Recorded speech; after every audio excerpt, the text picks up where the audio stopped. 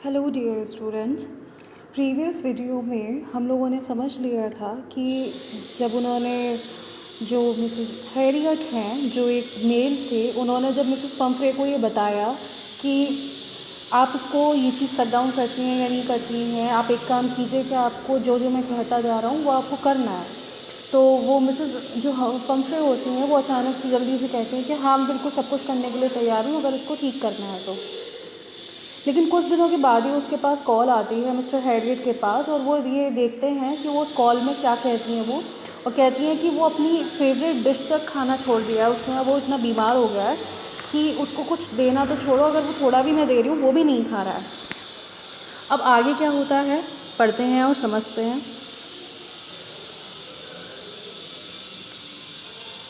यहाँ से थे हम।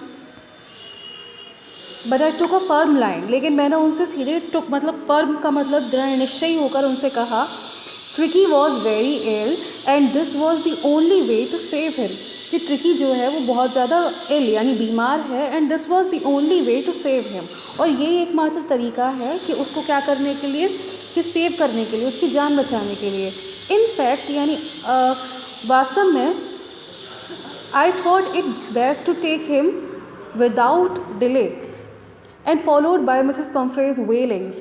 अब क्या होता है, वो मिसेस जो हैरियट मिस्टर हैरियट हैं वो कहते हैं कि इनफैक्ट मुझे तो बहुत बढ़िया लगा कि मैंने ये बढ़िया सोचा कि इस बहाने मैं उसको ट्रिकी को मिसेस पम्फ्रे से दूर रह जाऊंगा, और उनकी वेलिंग्स से, वेलिंग्स का मतलब अजीब अजीब सी जो दर्दनाक वो आवाज़ें कर रही थी उनकी वेलिंग से ये सही समय है ट्रिकी को उनके हाथों से दूर ले जाने का। क्यों? क्योंकि वो लगातार उसको खिलाती जा रही हैं, और जबकि वो कुछ भी खाने लायक नहीं है, वो इतना फैट हो रहा है कि अगर उसकी सर्जरी नहीं की गई तो वो बेकार हो जाएगा।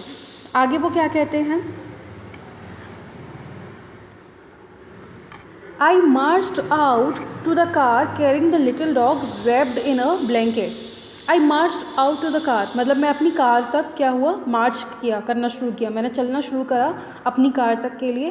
Carrying the little dog wrapped in a blanket, उस जो लिटिल डॉग को, छोटा जो डॉग था उसको ब्लैंकेट में रैप करके मैं अपने साथ ले जा रहा था।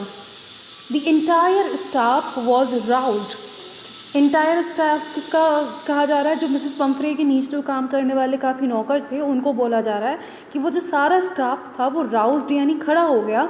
एंड मेड्स, मेड्स मतलब वही जो सेवक होते हैं, वो रश्ड मतलब इधर से उधर भागने लगे, क्या करने के लिए, कि ब्रिंगिंग हिज डे बेड, उसका डे बेड लेकर आते हैं, उसका नाइट बेड लेकर आते हैं, फेवरेट कुशंस लेकर आते हैं, फेवरेट उसके गद्दे लेकर आते हैं, टॉयज़ लाते हैं, रबर रिंग्स लाते हैं, ब्रेकफास्ट बोल लाते हैं, लंच बोल लाते हैं, और सपर बोल लाते हैं। सपर बोल होती है जो रात्रि के भोजन के लिए, जो सपर बोलते हैं रात्रि के भोजन के लिए। Realising that my car would never hold all the stuff, ये जानते हुए भी कि मेरा कार जो है वो बहुत सारे सामानों को नहीं बियर कर पाएगी।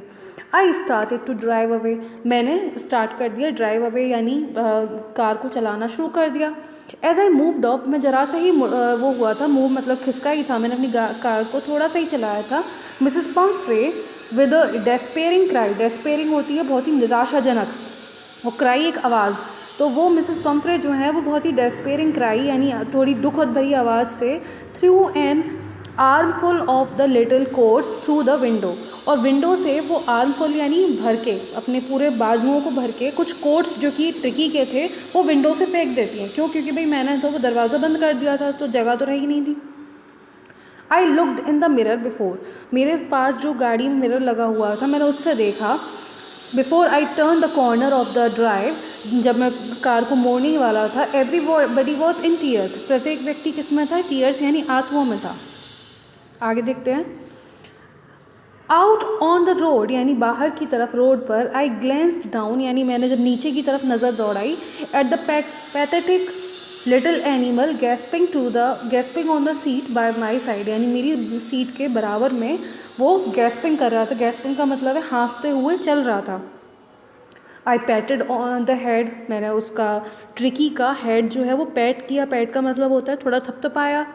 And Tricki made a brave effort to wag his tail, और ट्रिकी को बहुत ही ज़्यादा शक्ति, ब्रेव एफर्ट यानी बहुत बहादुर, एफर्ट यानी प्रयास करना पड़ रहा था, बहुत ताकत लगानी पड़ रही थी, टू वेग हिज टेल्स, अपनी टेल को, पूँछ को हिलाने के लिए, वेग करने के लिए।